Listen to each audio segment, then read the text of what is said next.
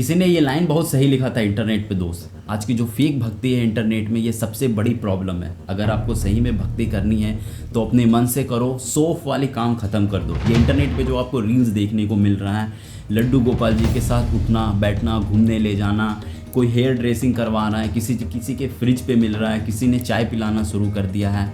एक बार को तो देख के ऐसा लगता है कि सही में जो लड्डू गोपाल जी हैं उनके साथ इनकी बहुत बड़ी आस्था है, कितने बड़े फ़ैन फॉलोवर हैं और कितना ज़्यादा पसंद करते हैं, मानते हैं कि ये चीज़ें सही है।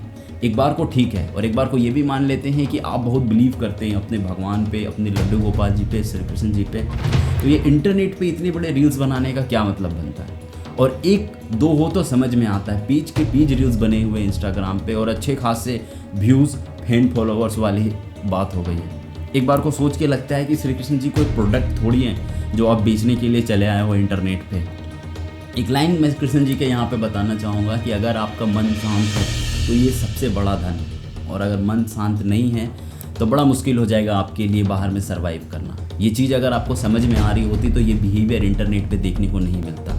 एक पे सवाल उठता तो चलो सही होता है, एक दो कंटेंट होते तो भी बात अच्छा लगता है, लेकिन यहाँ पे एक नहीं लंबी लंबी रील्स बनी हुई है जो ये चीज़ें दिखाती है कि एज अ प्रोडक्ट अब श्री कृष्ण जी बिकने लगे। और यही सबसे बड़ी प्रॉब्लम है। हमारा देश तो ऑलरेडी फेक गुरुज जैसे से लोगों से जुड़ा हुआ है, जिसमें इतने बड़े इन्फ्लुएंस है जिन पे कोई सवाल जवाब नहीं कर सकता। और अभी यही चीज़ इतनी बड़ी प्रॉब्लम बन गई है कि इस क्वेश्चंस का आंसर देना बहुत इंपॉर्टेंट है। आइए मेरे साथ बने रहिए इस वीडियो में, एक बार इस टॉपिक को थोड़ा अच्छे से समझने की कोशिश करते हैं। आखिर हालात क्यों इतनी ज़्यादा ख़राब होते दिख रहे हैं, वीडियो शुरू करते हैं। हालांकि ये बात अगर बहुत यंगस्टर्स को पता होगी तो लॉकडाउन में बहुत अच्छे से रामायण चलाया गया था और ये वर्ल्ड वाइड सबसे वॉच की गई दूरदर्शन की सीरीज़ थी, जिसमें हम लोगों ने श्री कृष्ण जी के बारे में सीखा। जो लोग नहीं जानते थे वो भी अच्छे से समझे, सक्सेस, फेलियर, मोटिवेशंस, मैनिपुलेशंस और कैसे पूरा गेम चलता है। और हर जगह गीता से लोगों को बात सिखाया जाता है। कितनी बेहतरीन चीज़ लगती है हमारे लाइफ को इम्प्रूव करने के लिए। लेकिन जब हम इनका फ़ैन हो जाते हैं इस यंग एज में, चाहे वो यंगस्टर में लड़के हो चाहे लड़कियां हो, तो हालात इंटरनेट पे ऐसे ही देखने को मिलती है। उन्हें नहाना, खिलाना, पिलाना, चाय पिलाना, बीच पे ले जाना, मार्केट में फैशन के लिए लेके जाना, इनके हेयर क्लीनिंग करवाना, गाड़ी में घुमाना, ये एक भद्दा तरीका हो गया इंटरनेट पे किसी भी चीज़ को प्रेजेंट करने की। और अब जो चीज़ें हो रही है इंटरनेट पे, ये मार्केटिंग्स की बातें आ गई, फ़ैन फॉलोवर्स और उसके बाद पैसा। आज अभी इंटरनेट पे ये स्क्रीनशॉट आप देखो, ये रील्स पे रील्स बने जा रहे हैं श्री कृष्ण जी को लेके। हर एक लोगों के अपने अलग अलग ओपिनियन होते हैं, कोई आपके सोचे हुए तरीके से नहीं सोच सकता है। आप बड़ी आस्था से इस इंटरनेट पे रील्स पब्लिक कर रहे हो दूसरों को इंगेज करने के लिए, को आपके साथ जुड़ के और भी श्री कृष्ण जी के बातें को आगे तक बढ़ाएंगे, ऐसा नहीं है। इस रील्स पे आप अगर देखोगे तो इसमें कोई भी ऐसी अच्छी बातें नहीं हो रही है जो ये दिखाती हो कि श्री कृष्ण जी से हम कई चीज़ें सीख सकते हैं।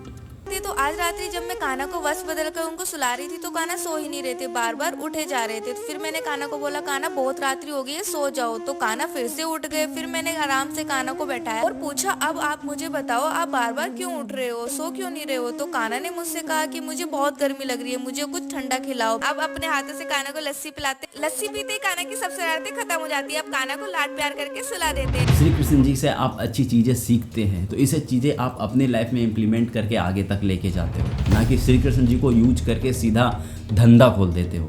ये एक सबसे बड़ा फेक भक्ति है और एक बहुत बड़ी बेइज्जती है हमारे कल्चर, आपके बिहेवियर का, इंडिया के ट्रेडिशंस का, किसी भी लोगों के विश्वास का और हमारी आस्था का। आपको पता ही है कि हमारे देश में अंधभक्त, फेक गुरुज कि कितने बड़े मार्केटिंग है, कितना लोग इन्फ्लुएंस है जो इस पर कभी सवाल नहीं करते। इनके सवाल का जवाब देने का किसी के पास हिम्मत नहीं होता है। रिसेंट में अभी कांवड़ यात्रा पार हुआ था सावन के महीने में। लोग कितनी आस्था से जाते हैं कांवड़ यात्रा को पूरा करने के लिए। हमारी पुरानी आस्था है, लोग 100 किलोमीटर तक गंगा मैया का जल लेके कंधे में बिना रखे शिव जी को अर्पण करते हैं, जिससे उनकी आस्था पूरी होती है और कांवड़ यात्रा सफल होता है। एक प्रॉपर तरीका है और एक डिसिप्लिन है, एक रूल से लोग इस चीज़ को पूरी तरीके से कंप्लीट करते हैं। लेकिन रील्स में जो आप देख रहे हो आप स्क्रीन पे, कितनी बुरी हालात है। एक बढ़िया एंटरटेनमेंट है, एक मौज है। सोच के देखो कि क्या नचा रहे हैं ये लोग रील्स पे, मतलब किस हद तक सोच खत्म हो गई है। और मुझे ये भी नहीं समझ में आता है कि किसने इस चीज़ को अरेंज करा था। वो तो इससे भी गया गुजरा इंसान होगा जो ऐसे सोच रख रहा होगा इस चीज़ को लेकर। एक और रील्स हमें देखने को मिली थी, इसमें तो पूरा चलता फिरता ऑर्केस्ट्रा है, बस खाली भगवा का रंग चढ़ा लिया गया है। मतलब देख के तुम्हें ऐसा नहीं लगता है पूरे रील्स में कि खरगोश के सामने गाजर टांग दिया गया हो, कि भगवान की आस्था को लेके नहीं चल रहे, सामने है उसे देखने के लिए एटलीस्ट चल रहे हैं। और इन्हें भगवान, आस्था और काम से कोई मतलब नहीं है। फुल ऑन एंटरटेनमेंट, चाहे वो पसंद आओ, अगर हो रहे हो तो वो कहीं भी हो, कोई दिक्कत नहीं, सब चलेगा। अब यंगस्टर गए हैं तो वीडियोस कैसे नहीं बनेंगी, ये देखो, इनसे खुद नहीं चला जा रहा है और ये कावड़ यात्रा लेने के लिए गई हैं। मेरा तो यही कहना है मैडम जी कि अगर आपसे नहीं हो रहा है तो रहने दो, और अगर हो भी रहा है तो कम पानी उठा लो, क्या दिक्कत है, एटलीस्ट आपका सफ़र तो कंप्लीट हो जाएगा। और कईयों के तो लिमिट क्रॉस कर गए, कोई जूते पे है, कोई ग्लव्स पहना हुआ है और प्रॉपर प्रिपरेशन के साथ जा रहे हैं। मुझे तो ये भी बात नहीं समझ में आई कि कावड़ यात्रा का असर मतलब इन्हें बताया भी गया था या नहीं। सब गए तो हम भी चल गए, और सब जो कर रहे थे हम भी वही करते चले गए। थोड़ा उनकी शादी हो जाए इसलिए हमने काम उठा रही कि एक नेट सेट। और ये बिहेवियर इतने बड़े फेस्टिवल में सोचो कितने सारे हुए होंगे। एक दो इंटरनेट पे बहुत बड़े लेवल पे हुआ था वायरल, तो हमने इसे कवर कर दिया। बाकी ऑन ग्राउंड रियलिटी लोगों की कहाँ होगी उसकी कोई गारंटी नहीं है। एक और रील्स मुझे देखने को मिला, ये देखो, आर्मी को पीट रहे हैं लोग। अभी अगर कोई दिक्कत आपको हो रही होती तो उस जगह पर रिस्पॉन्सिबल ये खुद होते हैं। लेकिन कितनी शर्म की बात है कि आपने भगवा रंग का धंधा लगा के गुंडा वाला काम करा है। सीधे पीट कर ये दिखाना चाह रहे हैं कि आप कितने बड़े आतंकवादी हो और देश के लिए कलंक। ये चीज़ तो देख के लगता है कि हमारे देश का लॉ एंड ऑर्डर कितनी अच्छे से मेंटेन करे जा रहा। रिसेंट में ही जो सावन का महीना था, वो धर्म के ठेकेदार वाले एक और भी देखने को मिले थे। मंगलवार का दिन था, डिलीवरी करवा रहे थे और इसे सीधा रोक दिया यहाँ पे चिकन पे। अब सवाल यहाँ पे ये उठता है कि लोग खरीद रहे हैं, हम तो रोक रहे हैं कि नॉनवेज कम से कम बिके, आप हिंदुओं को नॉनवेज कर रहे हैं। सावन का महीना है, ब्लिंकिट में नॉनवेज चलता था, वो आज से बंद हो चुका है। तभी तो डिलीवरी वाला डिलीवरी कर रहा है। चलो ठीक है, कई सारे लोग जो हैं सावन के महीने में चिकन नहीं खाते, ये अच्छी चीज़ है।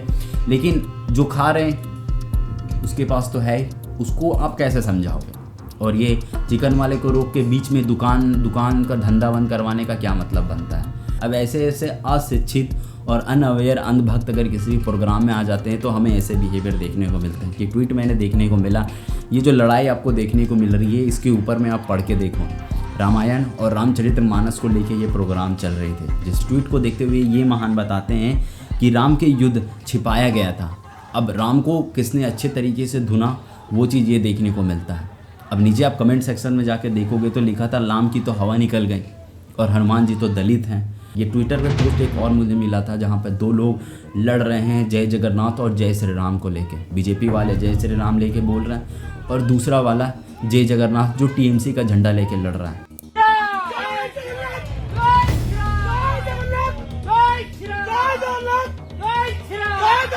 इस फील्ड में पॉलिटिशियन वालों को पीछे मुकम्मल समझना। और ये वीडियो जो आपको एक्सप्लेन कर रही है, इसमें एक्चुअली में दोनों फाइट कर रहे हैं एक दूसरे को नीचा दिखाने के लिए। जय जगन्नाथ जो कर रहे हैं वो सीधा दिखा रहे हैं कि वो कितने आगे।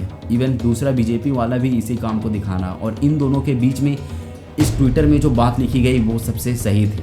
ट्विटर को मैं थोड़ा सा आपको जूम करके दिखाता हूँ। इसमें देखो, एक्चुअली में जय जगन्नाथ और जय श्री राम कोई भगवान का नाम नहीं बचा है, ये पॉलिटिकल वर्ड्स है जो एक दूसरे को कॉन्फ्लिक्ट में लाने की कोशिश कर रहा है। इस पोस्ट के ही नीचे किसी ने बहुत अच्छा एक लाइन लिखा था, हमारे राम श्री कृष्ण जी के अगेंस्ट हो गए, शिव विष्णु के अगेंस्ट है, ब्राह्मण दलित के अगेंस्ट है और हमारा कन्नड़ लैंग्वेज वो हिंदी के अगेंस्ट है। मतलब सीधी सी बात है कि हम सीधा हिंदूज़ को डिवाइड कर रहे हैं, चाहे वो किसी पॉलिटिकल वर्ड से हो या किसी भगवान के नाम से हो। मुझे इस वीडियो में यही समझ में नहीं आया कि मेरे भाई अपने कपड़े, जूते, चप्पल, बगल की सड़क और अपनी स्थिति देखो। पढ़े लिखे तो तुम नहीं हो गए, ये बात बहुत अच्छे से पता है, लेकिन बगल में जो तुम्हारी स्थिति है, लोगों की हालात इतनी ख़राब है, जरा उस पर नज़र डालो। तुम्हारे पैर पे तो चप्पल भी सही से नहीं होगा, सड़क पे अगर गिर गए तो पानी से तुम्हारा मुंह काला हो जाएगा और उसके बाद इलाज कराने के लिए हॉस्पिटल्स के पास तुम्हारे पास पैसे तक नहीं होंगे। फटे कपड़े तो तुम पे दिख ही रहे हैं और फालतू में पॉलिटिशियन का धंधा लगाने के लिए तुम यहाँ पे झंडे लेके लड़ रहे हो। और अगल बगल की गंदगी के हालात देख लो क्या हो रखा है। ऐसे लग रहा है जैसे गली में सड़क में कुत्ते लड़ रहे होते हैं। वैसे तो आपकी तो आदतें दिख रही हैं, उसके फ़ायदे की बात है। यहाँ पे कोई भी पॉलिटिशियंस अपने इस पॉइंट पे सवाल नहीं उठा सकता है कि किसी भी पॉलिटिकल पार्टीज़ में किसी भी रिलीजन के झंडे, फ्लैग और नाम को लेके आप डिबेट नहीं कर सकते हैं, क्योंकि जितनी ज़्यादा कॉन्फ्लिक्ट होगी, जितने ज़्यादा झगड़े होंगे, उसे उतना अच्छा टूल बनाया जाएगा अपने पार्टीज़ में इंगेजमेंट बढ़ाने के लिए। हालांकि इनको देख के तो बस एक ही लाइन याद आता है, 4 दिन की ज़िंदगी फिर वही अंधेरी रात है। सवाल इस बात पे पूरा कि जो आप कंटेंट इंटरनेट पे जैसे प्रेजेंट कर रहे हो ये बिकेंगे, और ये बिकने के बाद कुछ चंद फैन, फॉलोअर्स, व्यूज़ और पैसे के लिए बहुत बड़ी आस्था पे असर पड़ता है। कृष्ण भगवान को लेके हर एक लोग अवेयर हैं, हर एक लोगों की अपनी आस्था और अलग अलग बिलीव है। कहीं ना कहीं जाके ये किसी झगड़े का कारण बन जाएगी। हर एक लोगों के अपने ओपिनियन इंटरनेट पे आएंगे और कुछ अच्छा और कुछ ख़राब होगा, उसके बाद फिर से वही मसाला बनेगा। कहने का मतलब ये है कि आपकी आस्था अपनी जगह पे बेहतर है। ये फालतू का धर्म का धंधा और फेक भक्ति वाली चीज़ें मत करो, जिससे एटलीस्ट दूसरों को तो प्रॉब्लम ना हो।